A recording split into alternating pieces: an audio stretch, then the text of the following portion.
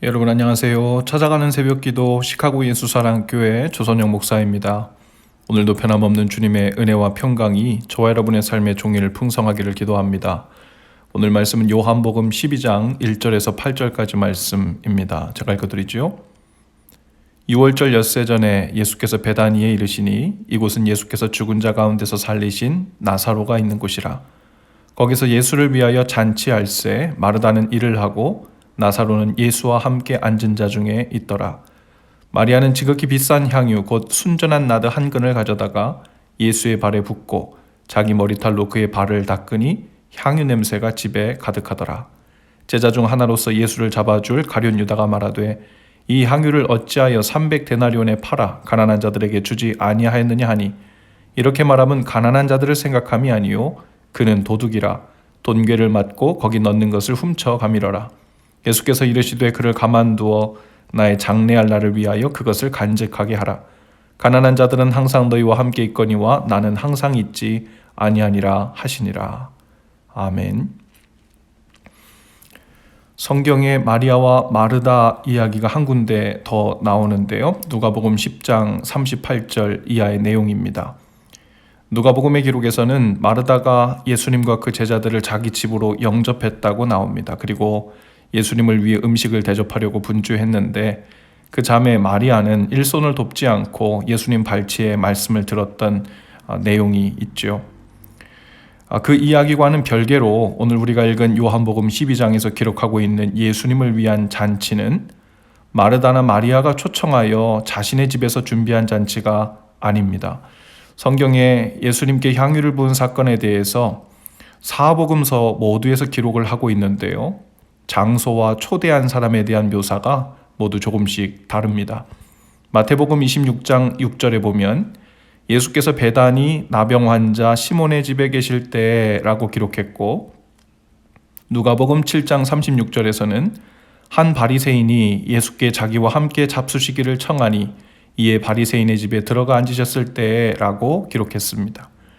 그리고 그 밑에는 예수님께서 그 초청한 바리새인을 시몬이라고 부르는 기록이 나와요. 그리고 마가복음에 보면 14장 3절 이하에 예수께서 베다니 나병 환자 시몬의 집에서 식사하실 때 한 여자가 매우 값진 향유 곧 순전한 나드 한 옥합을 가지고 와서 그 옥합을 깨뜨려 예수의 머리에 부었다라고 기록됩니다. 마태, 마가, 누가복음에서 알 수 있는 것은 이 시몬이라고 불리는 나병 환자 바리새인이 예수님을 자기 집으로 초청했다는 것이죠. 그리고 예수님께 향유 옥합을 깨뜨려 부은 여인의 이름은 나오지 않지만 그 여인은 사람들이 죄인이라고 생각했고 마태복음과 마가복음에서는 여인이 향유를 예수님의 머리에 부었다고 기록했고 누가복음에서는 그냥 향유를 부으니라고만 기록되어 있습니다. 그리고 오늘 우리가 읽은 이 요한복음에서는 그 모든 기록들의 구체적인 내용이 종합되어 있는 것으로 보입니다. 요한복음 12장 1절에 의하면 6월절 엿새 전에 예수님께서 베다니에 가셨습니다. 그 말은 이제 곧 며칠 후면 예수님이 십자가에 못 박혀 죽으실 날이라는 뜻이지요. 예수님께서 6월절에 못 박히셨기 때문이죠. 그리고 곧이어 이렇게 설명합니다. 이곳은 예수께서 죽은 자 가운데서 살리신 나사로가 있는 곳이라 거기서 예수를 위하여 잔치할세 마르다는 일을 하고 나사로는 예수와 함께 앉은 자 중에 있더라. 요한복음 11장 즉 바로 전장에 마리아와 마르다의 죽은 오라비 나사로를 무덤에서 살리신 이야기가 나오죠. 대제사장들이 그 예수님을 죽이려고 모의한다는 이야기를 들으시고 예수님은 그때부터 드러나지 않게 다니시고 에브라임이라는 동네에 가서 머무십니다. 그리고 시간이 좀 지났어요. 그리고 6월절이 가까워 오자 그 시골에서 에브라임에서 예루살렘으로 올라가시는 길에 베다니에 들르신 것입니다. 그리고 6월절을 엿새 남겨둔 상태에서 그 베다니의 동네에 들어가셨는데 마침 그 베다니는 얼마 전에 그 나사로를 살리셨던 그 동네였던 것이죠. 이 상황을 추측해 보면 죽은 오라비 나사로를 살려주신 것이 감사해서 마르다와 마리아가 예수님을 자신의 집에 초청하여 잔치를 베푼 것처럼 보이지만 요한복음에는 그런 기록이 없습니다. 다만 예수님께서 나사로가 사는 베다니에 당도하셨고 그 마을에서 예수님을 위한 잔치가 벌어졌다고만 기록합니다. 바로 이 바리새인이자 문둥병자였던 시몬의 집에서 잔치가 벌어졌던 것이고, 이웃에 살던 이 나사로와 두 자매가 그 집에 와서 일도 거들어 주면서 잔치에 참여하고 있던 상황으로 보이죠. 그래서 마르다는 잔치 음식을 준비하는 사람들 중에 있었고, 나사로는 예수님과 함께 앉은 자 중에 있었다고 기록합니다. 그리고 마리아의 행방은 나오지 않아요. 그리고 3절에서 이 마리아가 등장하죠. 마리아는 지극히 비싼 향유 곧 순전한 나드 한 근을 가져다가 예수의 발에 붓고 자기 털로 그의 발을 닦으니 향유 냄새가 집에 가득하더라 라고 했어요. 여기서 마태, 마가, 누가복음에서 향유 옥합을 깨뜨려 예수님께 부은 이 여인이 바로 마리아인 것이 드러나죠. 그리고 이 마리아는 막달라 출신 마리아와는 구별되는 나사로의 누이 마리아입니다. 그런데 마태, 마가복음에서는 향유를 예수님의 머리에 부었다고 기록했는데, 누가복음에서는 그냥 부었다라고 기록했고, 요한복음에서는 예수님의 발에 부었다고 했습니다. 어떤 기록이 정확한 것일까요? 아마도 추측해 보건대 머리로부터 시작해서 발까지 부은 것이 아닌가 합니다.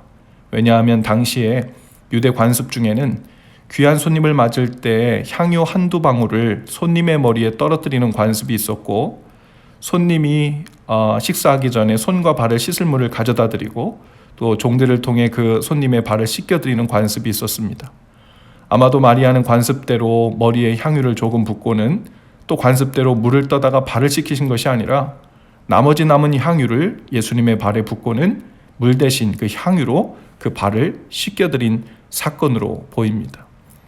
일반적으로 향유는 당시 유대 여자들이 결혼 지참금으로 모았던 것이었습니다. 마리아는 돈을 벌어서 향유를 한두 방울씩 모았을 것입니다.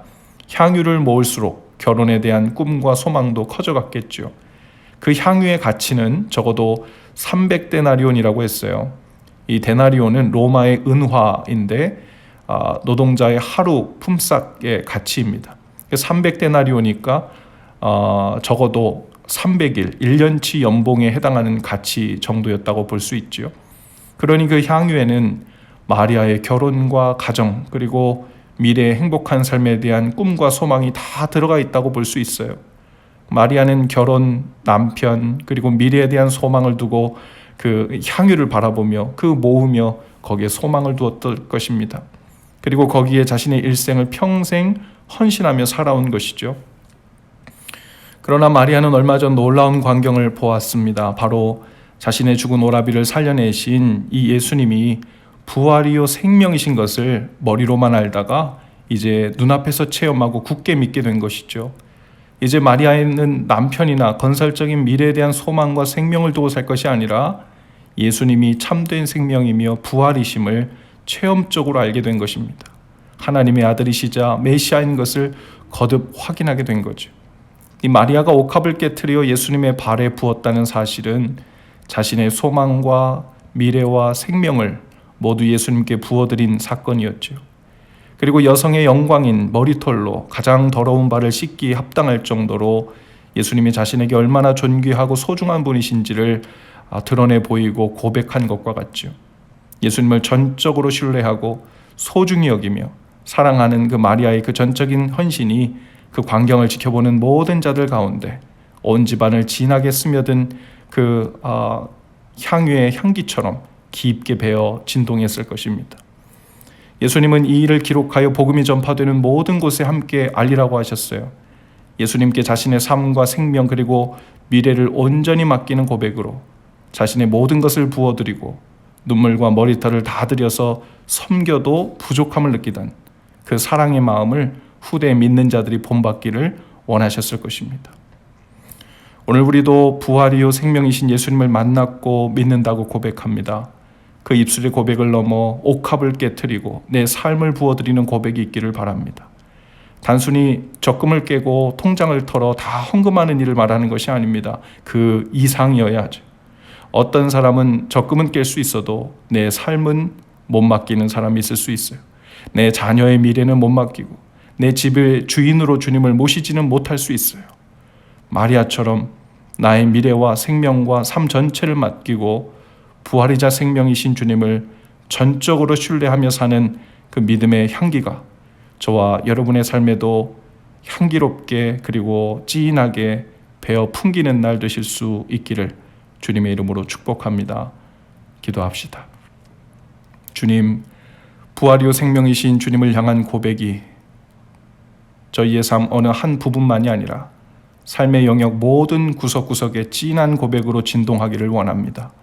주님을 향한 작은 예배잔치, 선행의 잔치를 벌여 대접해드리는 그런 수준의 신앙생활만이 아닌 나의 삶과 미래를 주님께 부어드리고 주님을 나의 구원자요 생명의 주인으로 고백하는 날이 되게 하옵소서. 예수님 이름으로 기도합니다. 아멘. 여러분 오늘도 예수 사랑으로 화이팅입니다. 내일 아침에 다시 찾아뵙지요.